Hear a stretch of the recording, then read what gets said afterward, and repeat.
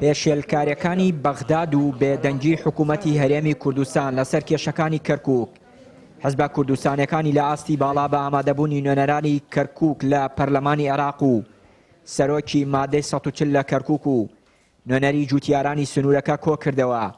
گرفتی ئیداری و سیاسی و دامەزراندنی کەرکووک و گرفتی جوتیارانی کورد لە سنوورەکە تەوەری سەرەکی کۆبوونەوەکە بوون. لە کۆبوونەوەکە حزبە کوردستانیەکان مەترسی خۆیان لەسەر بەردەوامیدان بەمانەوەی کەرکووک بەم جۆرەی ئێستا خستە ڕوو.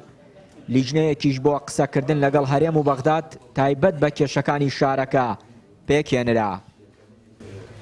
تأکید لە پێکەوە ژیان لەگەڵ هەموو نەتەوەکان کرایەوە. لەسەر زەوی جوتیاران و لادێکانمان بەجواب دێین و ڕێگە نادەین مەحکەمەی کەرکووک بە ئارەزووی خۆیان بڕیار بدەن و بۆ ئەم مەبەستا کۆبوونەوە بکرێت لەگەڵ ئەنجومەنی باڵای دادوەری عێراق لەسەر دامەزراندنی هاوڵاتیان ڕێگە لە قۆرخکاری دەگرین. ناهێڵین کورد و هاوڵاتیان بێبەش بکرێن. پێویستە سەرۆکایەتی هەرێم و پەرلەمانی کوردستان و حکوومەتی هەرێم لەسەر کەرکووک بەجواب بێن لە بەرنامەی کاریان. کەرکووک و ناوچە دابڕێنراوەکان لەبیر نەکەن. یاداشتێک دەدەینە سەرۆکایەتی هەرێم، سەرۆکایەتی عێراق و پەرلەمانی عێراق و پەرلەمانی کوردستان و هەرێم و پەرلەمان و حکوومەت لەسەر پێشێلکاری لە شاری کەرکووک داوایان لێ ئەەکەین کێشەکان چارەسەر بکرێت. جەختکردنەوە لەسەر جێبەجێکردنی مادەی 140 و دانانی بودجە بۆیان بۆ زیان لێکەوتوانی کورد لە شاری کەرکووک لیژنەیەک پێکێنراوە بۆ خۆ ئامادەکردن بۆ خۆپیشاندان و مانگرتن لە حاڵەتی پێشێلکردنی مافی میلەتەکەمان کە هەمومان بڕیارماندا لێی بێدەنگ نەبین.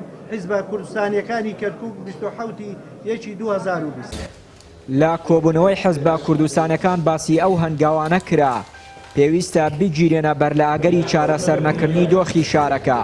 بەرپرسی مەڵبەندی کەرکووکی کۆمەڵی ئیسلامی پێشنیار دەکات لە ئاگەری وەڵام نەدانەوەی لیژنەکانی کەرکووک لەلایەن بەغدادەوە کورد دەبێ هەنگاوی دواتری خۆپیشاندان و مانگرتن بێت. پەرلەمانتارێکی عێراقیش دەڵێت دروستکردنی لیژنە بۆ ئاگدارکردنەوەی لایەنێ پەیوەندیدارەکانە تا لە ڕووی سیاسی و ئیداریەوە چارەسەری کێشەکانی کەرکووک بکرێت، ئەگەرنا هەنگاوەکانی دیکە دەگیرێنە بەر.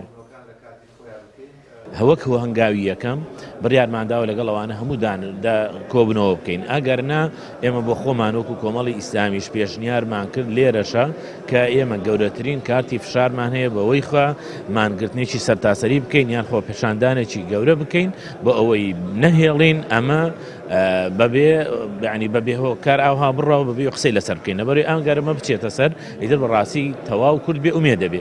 بۆیە ئەوانش هاو هەڵوێز بوون هەمومان پێکەوتمان کاکە ئەمە هەنگاوی یەکەمە هەنگاوی دووەمیش ئەو دوانی بەدوایە دێ بە تاکید. ئەم یاداشت و لیژنانە تەنها بۆ ئاگادارکردنەوەی هەموو لایەکە کە ئەمە گرفت و کێشەکانی کەرکووکە ئەگەر چارەسەر و قبولکردنی تێدا نەبێت لە ڕووی یاسایی و ئیداریەوە هەنگاوەکان بەرەو خۆپیشاندانی گەورە و بەرەو ئاراستەی تۆکمەتەر ئەڕوا بۆ لەبەرەوەی ئەگەر بێت و ئێمە وەکو کورد بە یەکگرتووی کار نەکەین و ئەم کارانە نەچێت بەرەو لایەنی پەیوەندیدار لە حکوومەتی هەرێمی کوردستانەوە دەست پێ بکە. هەروەها حکوومەتی عێراق، ئەنجومەنی وەزیران، سەرۆکایەتی کۆمار، پەرلەمان، هەموو لایەن و حیزبە سیاسیەکان ئەمجا دواتر ئەبێ بۆ ئومەمی متحیدە و سەفارات و قونسڵیات وەزعی کەرکووک کە ئارامە زۆرمان قبول کردووە تەحملمان کردووە لەبەر پێناو خاتری سەقامگیری ئەم شارە. حیزبە کوردستانیەکان دەبێت لایەنەکانی تر ئاگادار بکرێنەوە کە بە تەواوەتی بێنە سەر خەت دەنا وەڵامەکان بەرەو خۆپیشاندانێکی گەورە و تند سەر ئەنجام سەر ئەکێشێ. لە دوای 16 ئۆکتۆبەرەوە ئیدارەی کەرکووک بە پاڵپشتی حکوومەتی ناوەند دەیان پێشێلکاری و بڕیاری نایاسایی دژ بە کورد دەرکردووە.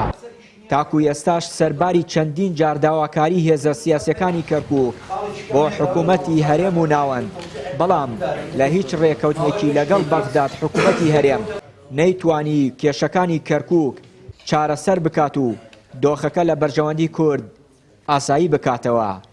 چیان نووری کەناڵی ئاسمانی پەیام، کەرکووک.